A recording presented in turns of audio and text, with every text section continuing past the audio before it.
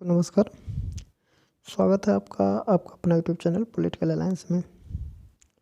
आज के इस वीडियो में उत्तर प्रदेश लोक सेवा आयोग द्वारा आयोजित समीक्षा अधिकारी सहायक समीक्षा अधिकारी के जो सामान्य अध्ययन का जो प्रश्न पत्र होता है उसमें हम भारतीय राज्य व्यवस्था एवं शासन से संबंधित कुछ प्रश्नों को सॉल्व करेंगे।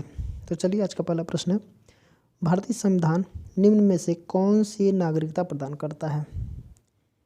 ए है दोहरी नागरिकता, एकल नागरिकता, उपरोक्त दोनों या फिर उपरोक्त में से कोई नहीं। इसका उत्तर हो जाएगा ऑप्शन बी। भारतीय संविधान एकल नागरिकता प्रदान करता है। सबको पता है भारत के प्रत्येक नागरिक की केवल एक नागरिकता है, वह है भारतीय। अमेरिका की भांति संघ एवं राज्यों की दोहरी नागरिकता भारत में प्रचलित नहीं है।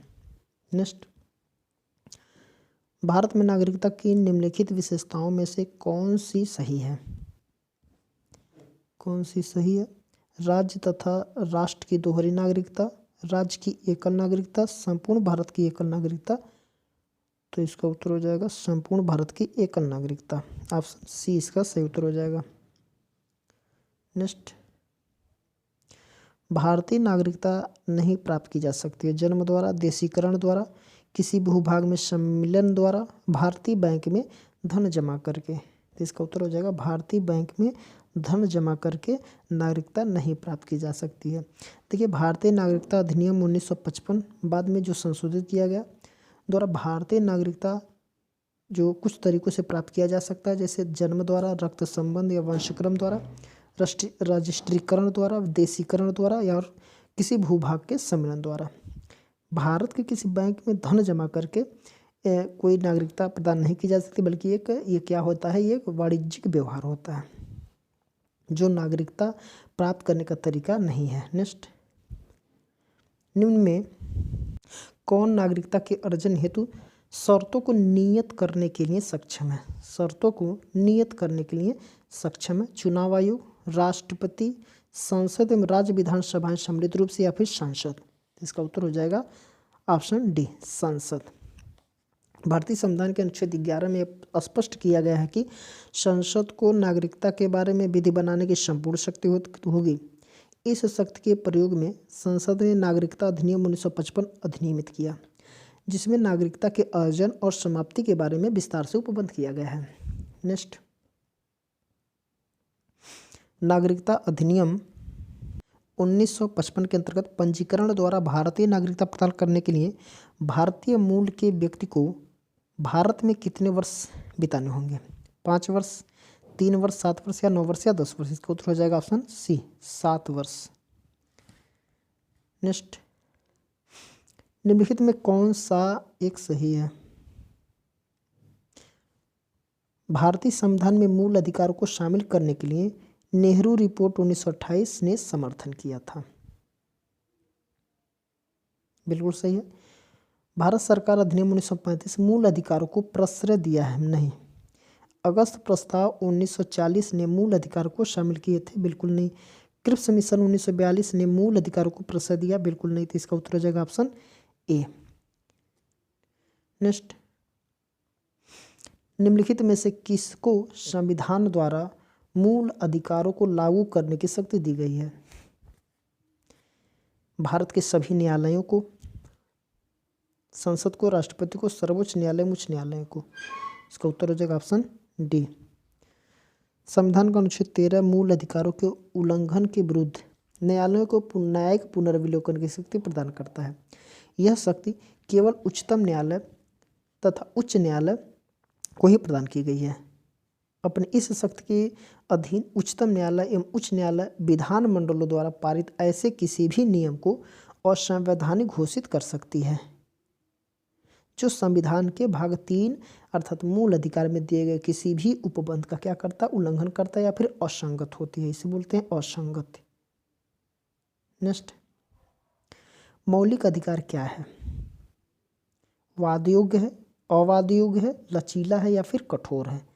तो इसका उत्तर हो जाएगा ऑप्शन ए, वाद योग्य है। भारतीय संविधान में सामाजिक आर्थिक एजेंडे को साकारित करने के लिए वाद योग और अवाद योग दोनों तरह की व्यवस्थाएं समाहित हैं, जिसमें मूल अधिकार वाद योग्य है और नीति निर्देशक तत्व अवाद योग्य है। नेक्स्ट, मौलिक अधिकार कभी निलंबित नहीं किया जा सकता।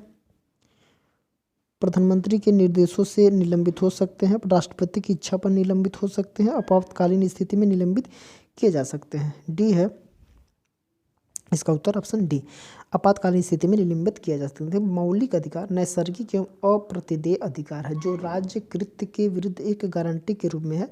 इन्हें केवल आपातकालीन स्थिति में ही निलंबित किया जा सकता है। नेक्स्ट, भारतीय संविधान में किस अनुच्छेद के अंतर्गत नागरिकों को मौलिक अधिकार प्रदान किए गए हैं? मौलिक अधिकार प्रदान किए गए हैं, ये है अनुच्छेद 112 से 115, अनुच्छेद 12 से 35। इसका उत्तर हो जाएगा, सबको पता, अनुच्छेद 12 से 35 तक। अगला प्रश्न है, भारत में मौलिक अधिकारों के संबंध में निम्न वक्तव्यों पर विचार कीजिए। देखिए, ये राज्य कृत्य के विरुद्ध एक गारंटी है, बिल्कुल सही। ये संविधान के भाग 3 में सूचीबद्ध है, बिल्कुल सही। सामाजिक, आर्थिक, राजनीतिक न्याय सुनिश्चित करते हैं, नहीं। संयुक्त राज्य अमेरिका में अधिकारों के बिल की बात नहीं है। इसका हो जाएगा ऑप्शन ए, 1 और 2 सही है। देखिए, भारत में मौलिक अधिकार राज्य कृत्य के विरुद्ध गारंटी है, इन्हें संविधान के भाग 3 में शामिल किया गया है सबको। ये अमेरिका के अधिकार बिल की भांति है। सामाजिक, आर्थिक, राजनीतिक न्याय राज्य के नीति निर्देशक सिद्धांत सुनिश्चित करते हैं, न कि मौलिक अधिकार। नेक्स्ट, भारतीय संविधान के निम्नलिखित अनुच्छेदों में कौन विधायन सत्ता पर पूर्ण नियंत्रण लगाता है? विधायन सत्ता पर पूर्ण नियंत्रण लगाता है, 14, 15, 16 या फिर 17 अनुच्छेद। तो इसका उत्तर हो जाएगा ऑप्शन ए, 14, अनुच्छेद 14। नेक्स्ट, संविधान के किस अनुच्छेद के अंतर्गत शिक्षण संस्थाओं में, जिसमें गैर सरकारी, गैर अनुदान प्राप्त भी सम्मिलित है, अन्य पिछड़ों, अनुसूचित जात, अनुसूचित जनजाति हेतु आरक्षण की सुविधा प्रदान की गई है? तो ये है अनुच्छेद 15 के 4, 15 के 5, 15 के 16 के 4 या फिर 16 का 5। इसका उत्तर हो जाएगा ऑप्शन बी, 15 का 5। संविधान के अनुच्छेद 15 के क्लॉज 5 के अंतर्गत शिक्षण संस्थाओं में, जिसमें गैर सरकारी व गैर अनुदान प्राप्त भी सम्मिलित हैं, अनुसूचित जात व अनुसूचित जनजाति हेतु नियुक्तियों या पदों के आरक्षण की सुविधा प्रदान की गई है। अगला है, भारतीय संविधान का कौन सा अनुच्छेद संवैधानिक प्रावधानों को संघीय संसद विधान पालिकाओं द्वारा बनाए गए नियमों कानूनों पर प्राथमिकता प्रदान करता है? अनुच्छेद 13, अनुच्छेद 32, 245 या 326। तो इसका उत्तर हो जाएगा ऑप्शन ए, अनुच्छेद 13। देखिए, अनुच्छेद 13 जो है यह प्रावधान करता है कि संघ एवं राज्य कोई ऐसा कानून नहीं बनाएंगे जो भाग 3 में प्रदत्त मूल अधिकारों को छीनता या न्यून करता या फिर खत्म करता हो। यदि कोई कानून मौलिक अधिकार के उल्लंघन में बनाया गया तो वह कानून उल्लंघन की मात्रा तक शून्य हो जाएगा या फिर उसे अवैध घोषित हो जाएगा। देखिए, अनुच्छेद 32 जो है संवैधानिक उपचारों का अधिकार है। अनुच्छेद 245 जो है वो क्या है? केंद्र एवं राज्यों द्वारा बनाई गई विधियों का विस्तार है। और अनुच्छेद 326 जो है वो लोकसभा एवं विधानसभा का निर्वाचन वयस्क मतदार के आधार पर होना है, यह निश्चित करता है। तो इस प्रश्न का उत्तर हो जाएगा ऑप्शन ए, अनुच्छेद 13 क्या करता है? इसको न्याय का पुनर्विलोकन भी बोला जाता है। अगला है, भारतीय संविधान के अनुच्छेद 13 का मुख्य उद्देश्य निम्नलिखित में से किसके संदर्भ में संविधान की सर्वोच्चता सुनिश्चित करना है? राज्य के नीति निर्देशक तत्व, मौलिक अधिकार, मौलिक कर्तव्य, उपरोक्त सभी। इसका उत्तर हो जाएगा मूल अधिकार अर्थात मौलिक अधिकार, ऑप्शन बी इसका सही उत्तर हो जाएगा। नेक्स्ट, भारतीय संविधान के निम्नलिखित अनुच्छेदों में से कौन भिन्न वर्ग में आता है? भिन्न वर्ग में कौन आता है? ऑप्शन 19 हो जाएगा, अनुच्छेद 19 हो जाएगा, ऑप्शन डी इसका सही उत्तर हो जाएगा। देखिए, दिए गए जो अनुच्छेद में से जो है उसमें अनुच्छेद 19 अन्यों से भिन्न है में आता है। यह स्वतंत्रता के अधिकार का वर्णन करता है, जबकि अन्य तीनों अनुच्छेद जैसे 14 है, 15 है, 14 है, 15 है या फिर 16 है, ये समता के अधिकार का वर्णन करता है। नेक्स्ट, भारतीय संविधान में स्वतंत्रता का अधिकार 4 अनुच्छेदों द्वारा प्रदान किए गए हैं, जो है ऑप्शन ए अनुच्छेद 19 से 22 तक, अनुच्छेद 16 से 19 तक बिल्कुल नहीं है ये, अनुच्छेद 17 से 20 तक ये भी नहीं है, अनुच्छेद 18 से 21 तक ये भी नहीं है, तो ऑप्शन ए इसका सही उत्तर हो जाएगा। भारतीय संविधान का जो भाग 3 है, इसके तहत जो 19 से लेकर के 22 तक 4 अनुच्छेदों द्वारा स्वतंत्रता का अधिकार प्रदान किया गया है। अनुच्छेद 19 में अभिव्यक्ति की स्वतंत्रता समेत 6 प्रकार की स्वतंत्रताएं प्रदान की गई है।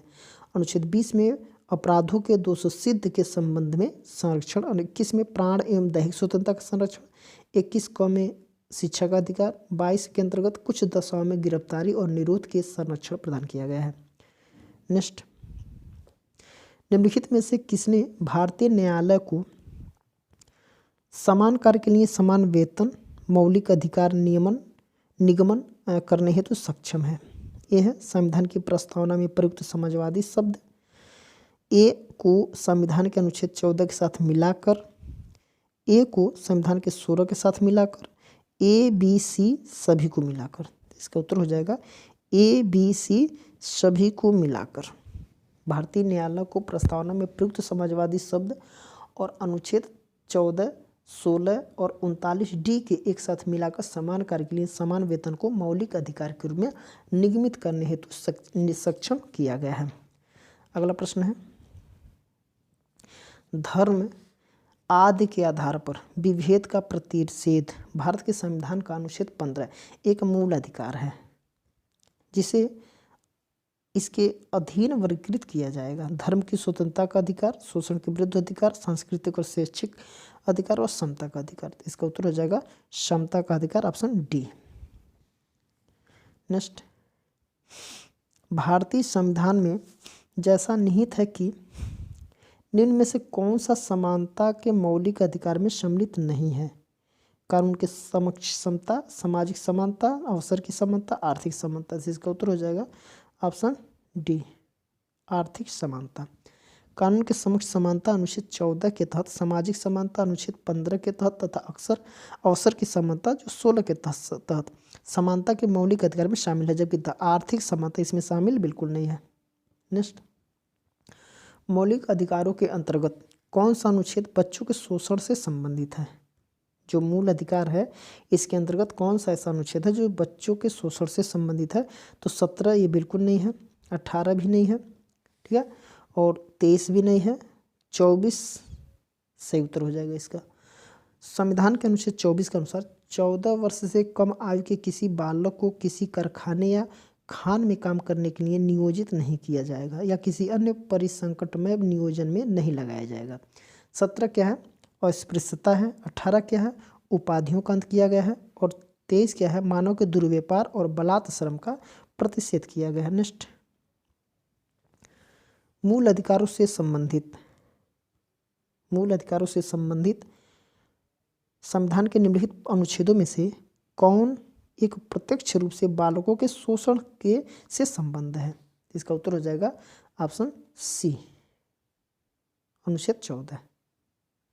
नेक्स्ट, मूल अधिकारों के अंतर्गत कौन सा अनुच्छेद बालकों के नियोजन से सीधा संबंध रखता है? अनुच्छेद 24, अनुच्छेद 24, ऑप्शन डी इसका सही उत्तर हो जाएगा। नेक्स्ट, संविधान के किस प्रावधान द्वारा अस्पृश्यता का उन्मूलन किया गया है? सबको पता है, अनुच्छेद 17, ऑप्शन सी इसका सही उत्तर हो जाएगा। अगला प्रश्न है, न्यायालय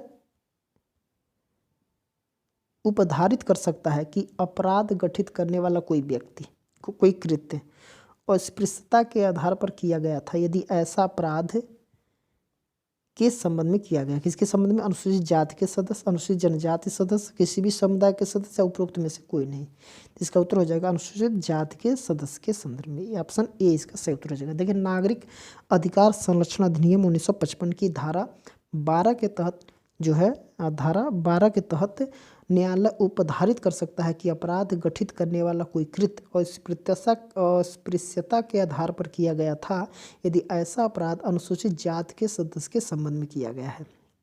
नेक्स्ट, भारत में अस्पृश्यता का निवारण निम्न में से किन उपायों द्वारा किया जा सकता है? कानून बनाकर, शिक्षा की उन्नति द्वारा, जन जागरण के द्वारा, या नौकरियों में प्रवेश दिलाकर। तो इसका उत्तर हो जाएगा ऑप्शन ए। ऑप्शन ए अर्थात 1, 2, 3, 1, 2 और 3 ये नहीं हो सकता है, बाकी 3 इसका सही उत्तर हो जाएगा। तो ऑप्शन ए इसका राइट आंसर हो जाएगा। देखिए, मद्रास राज्य बनाम दोराय राजन 1951 के मुकदमे में भारतीय सर्वोच्च न्यायालय के निर्णय के परिणामस्वरूप निम्नलिखित में से किस मौलिक अधिकार को संशोधित किया गया था? विधि के समक्ष समानता का अधिकार, भेदभाव के विरुद्ध अधिकार और अस्पृश्यता के विरुद्ध अधिकार, विचार एवं अभिव्यक्ति की स्वतंत्रता के जो अधिकार है। इसका उत्तर हो जाएगा ऑप्शन बी, भेदभाव, अर्थात ऑप्शन बी इसका सही उत्तर हो जाएगा। देखिए, मद्रास राज्य बनाम चप्पकम दोराय राजन 1951 के मुकदमे में सर्वोच्च न्यायालय के निर्णय के परिणाम स्वरूप भेदभाव के विरुद्ध अधिकार जो है वो को संशोधित किया गया। नेक्स्ट, भारतीय संविधान का निम्नलिखित में से कौन सा अनुच्छेद प्रेस की स्वतंत्रता से संबंधित है? कौन सा अनुच्छेद है जो प्रेस की स्वतंत्रता से संबंधित है? तो इसका हो जाएगा 19, 20, 21 और 22। तो इसका उत्तर हो जाएगा ऑप्शन ए, 19। नेक्स्ट,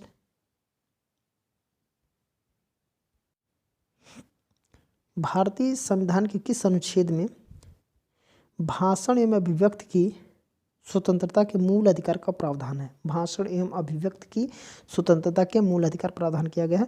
14 में बिल्कुल नहीं है, 19 में ऑप्शन बी इसका सही उत्तर हो जाएगा। नेक्स्ट, भारत में समाचार पत्रों का स्वतंत्र है। भारत में समाचार पत्रों का अर्थात मीडिया का जो स्वतंत्रता है वो है, देखिए ये है कि संविधान का अनुच्छेद 19(1) में विशेष रूप से उपबंधित है। ऑप्शन ए ही इसका सही उत्तर हो जाएगा, बाकी सब गलत हो जाएंगे।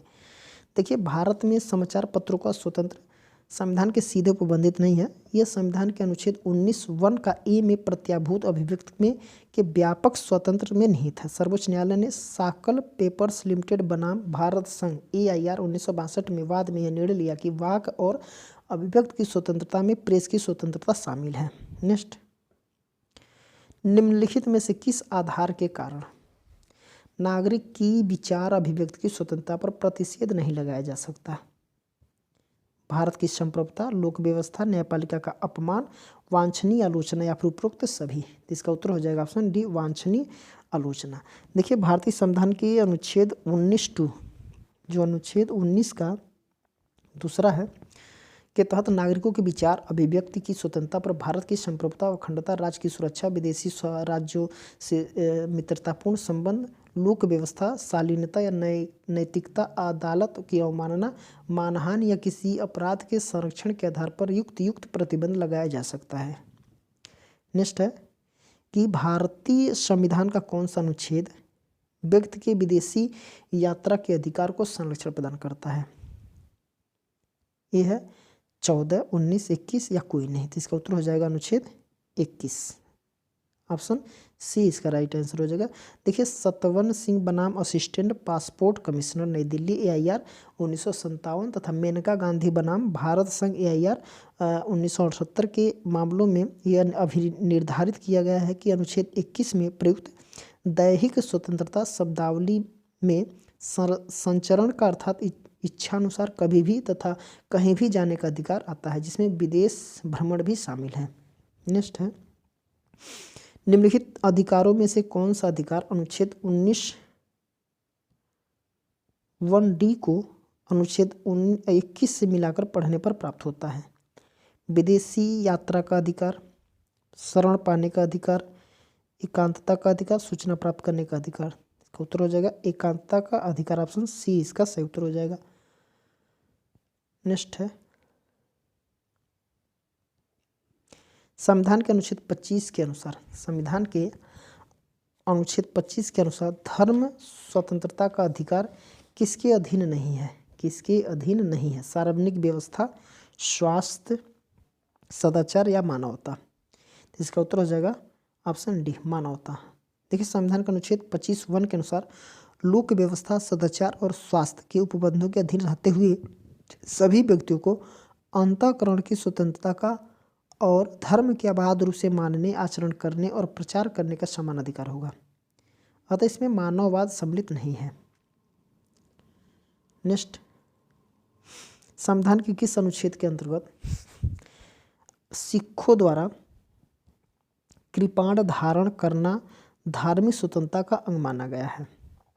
24, 25, 26 या 27? तो इसका हो जाएगा अनुच्छेद 25, ऑप्शन बी इसका सही उत्तर हो जाएगा। संविधान का जो 25 के तहत ही सिखों द्वारा कृपाण धारण करना पश्चात प्रस्तुत धार्मिक स्वतंत्रता का अंग माना गया है। नेक्स्ट, भारतीय संविधान का कौन सा अनुच्छेद अल्पसंख्यकों को अपनी मनपसंद शिक्षण संस्थान को स्थापित एवं संचालित करने के अधिकार को संरक्षण प्रदान करता है? तो अनुच्छेद 19 हो गया, 26 हो गया, 29 हो गया या फिर 30 हो गया। तो इसका उत्तर हो जाएगा अनुच्छेद 30, ऑप्शन डी इसका सही उत्तर हो जाएगा। देखिए 19 क्या है, स्वतंत्रता का अधिकार है। 26 क्या है, धार्मिक कार्यों के प्रबंधन की स्वतंत्रता है इसमें। और 29 में जो है अल्पसंख्यकों वर्गों के हितों का संरक्षण है। और 30 में जो कहा गया है कि शिक्षण संस्थानों की स्थापना और प्रशासन करने का अल्पसंख्यक वर्गों का अधिकार है। नेक्स्ट है कि निम्नलिखित में से कौन से अधिकार भारतीय संविधान के अनुच्छेद 32 के अंतर्गत प्रवर्तित किया जा सकते हैं? संवैधानिक उपचार, जो संवैधानिक अधिकार है, मौलिक अधिकार है, सांविधिक अधिकार या फिर उपरोक्त सभी? इसका उत्तर हो जाएगा मौलिक अधिकार, ऑप्शन बी इसका सही उत्तर हो जाएगा। नेक्स्ट, मौलिक अधिकारों का संरक्षक है, मौलिक अधिकारों का संरक्षक है न्यायपालिका, कार्यकारिणी, संसद या फिर उपयुक्त में से कोई नहीं? तो इसका उत्तर हो जाएगा ऑप्शन ए, न्यायपालिका। देखिए भारतीय संविधान में मौलिक अधिकारों के उल्लंघन के विरुद्ध अनुच्छेद 32 के तहत संवैधानिक उपचारों का अधिकार प्रदान किया गया है। इसके तहत कोई व्यक्ति मौलिक अधिकारों के हनन की स्थिति में न्यायपालिका की शरण ले सकता है। किसके तहत? अनुच्छेद 32 के तहत सर्वोच्च न्यायालय और अनुच्छेद 226 के तहत उच्चतम न्यायालय। देखिए जो 32 है ये सर्वोच्च न्यायालय है और 226 जो है इसके तहत क्या होता है कि उच्चतम न्यायालय में मौलिक अधिकार उल्लंघन की स्थिति में उपचार प्रदान कर सकते हैं। नेक्स्ट है, निम्नलिखित अनुच्छेदों में से किस एक को डॉक्टर BR अम्बेडकर ने के द्वारा संविधान का हृदय और आत्मा कहा गया है? किसको?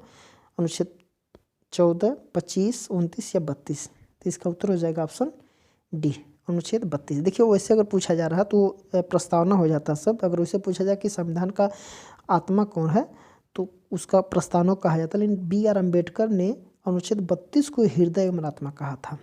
अगर भीमराव अम्बेडकर के द्वारा अगर पूछा जाए तो अनुच्छेद 32 ही संविधान का आत्मा कहा जाएगा। नेक्स्ट, व्यक्तिगत स्वतंत्रता के लिए उच्च न्यायालय निम्नलिखित में से किस रिट को जारी कर सकता है? किस रिट को जारी कर सकता है? परमादेश, अधिकार परीक्षा, बंदी प्रत्यक्षीकरण या प्रतिषेध? इसका उत्तर हो जाएगा ऑप्शन सी, बंदी प्रत्यक्षीकरण। इसको हैबियस कार्पस बोला जाता है। नेक्स्ट है, भारत के सर्वोच्च न्यायालय ने संविधान की मूल संरचना सिद्धांत जो है बुनियादी ढांचा सिद्धांत का प्रतिपादन निम्नलिखित में से किस मुकदमे में किया है? तो कौन सा मुकदमा था? गोलकनाथ बनाम पंजाब राज्य? बिल्कुल नहीं। सज्जन सिंह बनाम राजस्थान राज्य? बिल्कुल नहीं। केशवानंद भारती बनाम केरल राज्य? इसका सही उत्तर हो जाएगा ऑप्शन सी। देखिए केशवानंद भारती बनाम केरल राज्य 1973 के बाद में भारत के सर्वोच्च न्यायालय द्वारा संविधान के मूल संरचना अर्थात मूल ढांचा के सिद्धांत का प्रतिपादन किया गया था, जिसका अनुमोदन मिनर्वा मिल्स जो वाद है ये कब हुआ था? 1980 में भी किया गया। नेक्स्ट है, संपत्ति का अधिकार एक है, क्या है? संपत्ति का अधिकार एक है, मौलिक अधिकार है, नैसर्गिक अधिकार है, वैधानिक अधिकार है या फिर कानूनी अधिकार है? तो इसका उत्तर हो जाएगा कानूनी अधिकार, ऑप्शन डी इसका सही उत्तर हो जाएगा। देखिए 44वें संविधान संशोधन जो हुआ था 1978 में, इसके द्वारा संपत्ति के अधिकार को मौलिक अधिकार की सूची से हटा करके भाग 12 के अध्याय 4 के अनुच्छेद 300 को में स्थान दिया गया है। अब संपत्ति का अधिकार एक कानूनी अधिकार है जिसका विनियमन साधारण विधियों को बनाकर किया जा सकता है। इसके लिए संविधान संशोधन की आवश्यकता नहीं होती है। नेक्स्ट है, निम्नलिखित में से किसके द्वारा संपत्ति के मूल अधिकार का लोप किया गया? संविधान 40वां संशोधन अधिनियम, संविधान का 42वां संशोधन अधिनियम, 44वां संशोधन अधिनियम या 46वां संशोधन अधिनियम। तो इसका उत्तर हो जाएगा ऑप्शन सी, इसका सही उत्तर हो जाएगा संविधान का 44वां संविधान संशोधन अधिनियम द्वारा। देखिए 44वें संशोधन अधिनियम 1970 द्वारा संपत्ति के मूल अधिकार का लोप कर दिया गया, इसे कानूनी अधिकार का दर्जा दिया गया। तत्समय मोरारजी देसाई जनता पार्टी प्रधानमंत्री शासन में प्रधानमंत्री थे उस टाइम। नेक्स्ट है, निम्नलिखित में से कौन सा मूल अधिकार भारतीय संविधान में नागरिकों को नहीं दिया गया है? ये है संवैधानिक प्रतिकार का अधिकार, संपत्ति का अधिकार, शांतिपूर्ण एकत्र होने का अधिकार या देश भर में आज़ादी के साथ आने जाने का अधिकार। तो इसका उत्तर हो जाएगा ऑप्शन बी, इसका सही उत्तर हो जाएगा। नेक्स्ट है, भारतीय संविधान निम्न में से कौन सा अधिकार प्रदान नहीं करता है? ये है समान आवास का अधिकार, समानता का अधिकार। देखिए समानता का अधिकार बिल्कुल करता है, ये बिल्कुल करता है। धर्म का पालन करने का अधिकार भी है, स्वतंत्रता का अधिकार। देखिए समान आवास का अधिकार नहीं प्रदान करता था, ऑप्शन ए इसका सही उत्तर हो जाएगा। भारतीय संविधान द्वारा समानता का अधिकार अनुच्छेद 14 से 18, धर्म पालन करने का अधिकार 25 से 28, स्वतंत्रता का अधिकार 19 से 22 को प्रदान किया गया, परंतु समान आवास के अधिकार का इसमें उल्लेख नहीं है। नेक्स्ट है, अगला प्रश्न है कि निम्न में से कौन सा मूल अधिकार भारतीय संविधान में नागरिकों को नहीं दिया गया है? किसी देश में किसी भाग में बसने का अधिकार सबको दिया गया, लिंग समानता का अधिकार, सूचना का अधिकार और शोषण के विरुद्ध अधिकार। देखिए ये भी दिया गया, ये भी है, लेकिन शोषण के विरुद्ध अधिकार इसमें नहीं दिया गया। तो ऑप्शन सी इसका सही उत्तर हो जाएगा। देखिए सूचना का अधिकार मूल अधिकार के रूप में भारतीय संविधान में नागरिकों को नहीं दिया गया है। यह एक विधिक अधिकार है जिसे सूचना का जो अधिकार अधिनियम कब बना था? 2005 में। इसी के तहत नागरिकों को प्रदान किया गया है। नेक्स्ट है, भारतीय संविधान के अंतर्गत निम्नलिखित अधिकारों में से कौन सा एक अधिकार सभी व्यक्तियों को प्राप्त है? विधि के समान संरक्षण का अधिकार, भेदभाव के विरुद्ध अधिकार, स्वतंत्रता का अधिकार या सांस्कृतिक एवं शैक्षणिक अधिकार। इसका उत्तर हो जाएगा ऑप्शन ए इसका विधि के समान संरक्षण का अधिकार। देखिए भारतीय संविधान के अंतर्गत अनुच्छेद 14 के तहत प्रदत्त विधियों के समान संरक्षण का अधिकार भारत में नागरिकों सहित सभी व्यक्तियों को प्राप्त है। अगला है कि भारत में रहने वाला ब्रिटिश नागरिक दावा नहीं कर सकता। किसका? व्यापार और व्यवसाय की स्वतंत्रता के अधिकार का, विधि के समक्ष समानता के अधिकार का, जीवन और व्यक्तिगत स्वतंत्रता की सुविधा का और धर्म के समान स्वतंत्रता के अधिकार का। तो इसका उत्तर हो जाएगा ऑप्शन ए, व्यापार और व्यवसाय करने की स्वतंत्रता विदेशी या ब्रिटिश नागरिक दावा नहीं कर सकता। तो ऑप्शन ए इसका सही उत्तर हो जाएगा। नेक्स्ट है, भारतीय संविधान मान्यता देता है। तो भारतीय संविधान क्या मान्यता देता है? केवल धार्मिक अल्पसंख्यकों को, केवल भाषाई अल्पसंख्यकों को या फिर धार्मिक भाषाई अल्पसंख्यकों को या धार्मिक भाषाई और निर्जातीय अल्पसंख्यकों को। इसका उत्तर हो जाएगा ऑप्शन सी, धार्मिक और भाषाई अल्पसंख्यकों को क्या करता है? भारतीय संविधान मान्यता प्रदान करता है। भारतीय संविधान धार्मिक और भाषाई अल्पसंख्यकों को मान्यता देता है। अनुच्छेद 30 के तहत धर्म या भाषा पर आधारित सभी अल्पसंख्यक वर्गों को अपनी रुचि की शिक्षण संस्थान की स्थापना एवं प्रशासन का अधिकार दिया गया है। नेक्स्ट है, भारतीय संविधान में संशोधन करके शिक्षा का अधिकार कब जोड़ा गया? भारतीय संविधान में संशोधन करके शिक्षा के अधिकार को कब जोड़ा गया? 1 अप्रैल 2010, 1 अगस्त 2010, 1 अक्टूबर 2010 या फिर 1 दिसंबर 2010। इसका उत्तर हो जाएगा ऑप्शन ए, 1 अप्रैल 2010। देखिए जो संविधान का 86वां संशोधन अधिनियम 2002 के द्वारा संविधान में भाग 3 में नया अनुच्छेद 21 को जोड़ा गया, जिसके अनुसार जो है 6 से 14 वर्ष की आयु के सभी बालकों को निःशुल्क और अनिवार्य शिक्षा की व्यवस्था करेगा। इस अनुक्रम में शिक्षा का अधिकार अधिनियम 2009 संसद द्वारा पारित किया गया, जो 1 अप्रैल 2010 से लागू हुआ। नेक्स्ट है, निम्न में कौन सा एक अधिकार राष्ट्रीय आपातकाल तक में भी समाप्त या सीमित नहीं किया जा सकता है? देश में किसी भाग में निवास या बसने की स्वतंत्रता का अधिकार नहीं, व्यक्तिगत स्वतंत्रता और जीवन का अधिकार है। देखिए ये बी इसका सही उत्तर हो जाएगा।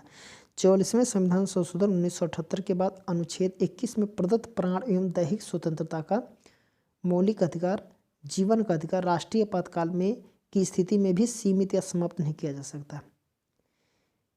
यदि राष्ट्रीय आपातकाल युद्ध या आक्रमण के आधार पर घोषित हुआ है तो सभी मूलाधिकार स्थगित किए जा सकते हैं, परंतु 21 तथा 20 को स्थगित नहीं किया जा सकता।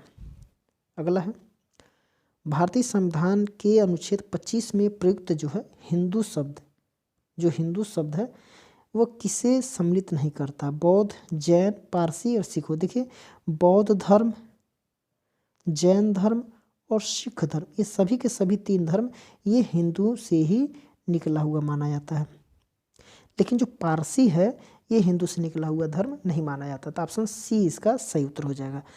भारतीय जो संविधान के अनुच्छेद 25 में प्रयोजन के लिए हिंदू शब्द के अंतर्गत बौद्ध, जैन, सिख शामिल है, जबकि पारसी इसमें सम्मिलित नहीं है।